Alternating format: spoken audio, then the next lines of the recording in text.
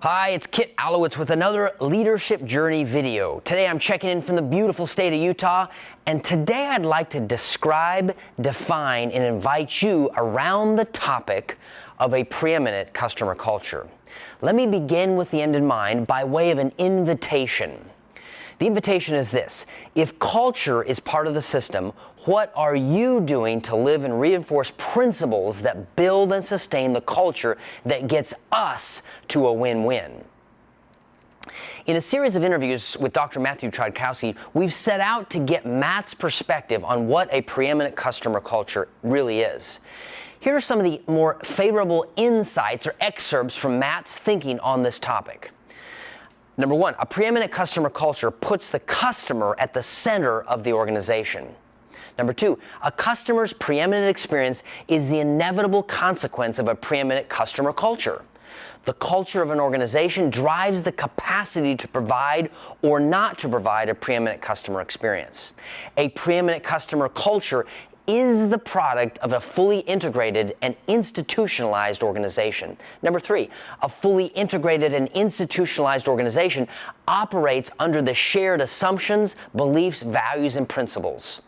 Number four, a culture that has the customer at the center has taken the time and the energy to understand what it must stop and what it must start doing. So here's a short list of stops and starts for our organization for you to consider. You and I must stop. Number one, focusing on individual stars and heroes. Number two, reinforcing the silo mentality. And number three, relying on an unsystematized set of processes.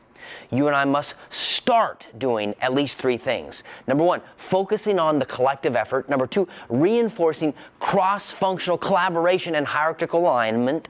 And number three, relying on systems thinking.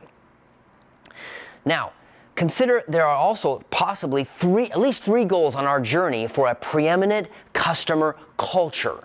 Number one, we must exceed customer expectations rather than just being okay with meeting them. Number two, we must prevent customer problems and complaints rather than just always having to solve them. And number three, we have to take a moment of our time and consider our part, your part, in unpacking Peter Drucker's now often quoted statement that culture eats strategy for breakfast.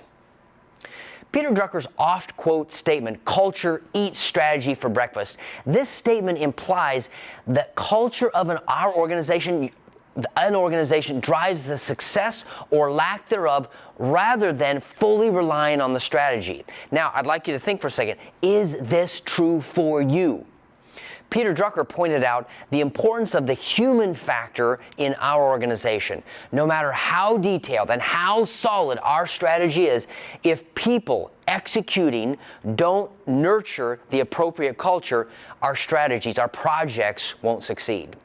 Culture, now it isn't about cushy chairs and happy hours in the office. Rather, it's about the ways our employees act in critical situations, how they manage pressure and stress, how we respond to various challenges, how we treat others, and finally, how we treat and take care of our customers. Perhaps call this idea of the human factor super fan employees. A culture that perpetuates superfans creates passion and excitement about the strategy, the vision, and the brand values. That superfan idea then creates enthusiasm and excitement about executing our plan. Our company culture happens whether we work on it or we don't work on it, as you know, to some degree, but especially if we take the time to be intentional about it and try to understand it. It's part of the system that we all operate in and around and within every single day. And so it takes a lot of intentionality because our culture has been set over years and years, and it's not something you can just turn the switch off on or inject a simple thing and then everything changes. Culture represents the core of us, created by tiny as well as large actions over time, and it's ever evolving. Our actions speak loud to the process, the creation and the identification of our culture. While strategy defines direction and focus, culture it's really the habitat in which strategy lives or dies. Strategy focuses on resourcefulness and skillfulness, while culture defines engagement, passion, and execution. With proper strategy, you create the rules for playing, which we've been doing now for months, trying to work on our strategy 2027. But culture determines the way the game will be played. So I begin where I started with an invitation to you. If culture is part of the system, what are you doing to live and reinforce principles that build and sustain the culture that gets us a win-win situation and truly creates the ecosystem and the systems that we want to get the results we want to take care of the customer? I'm Kit Allowitz, calling in from beautiful Utah. See you next time.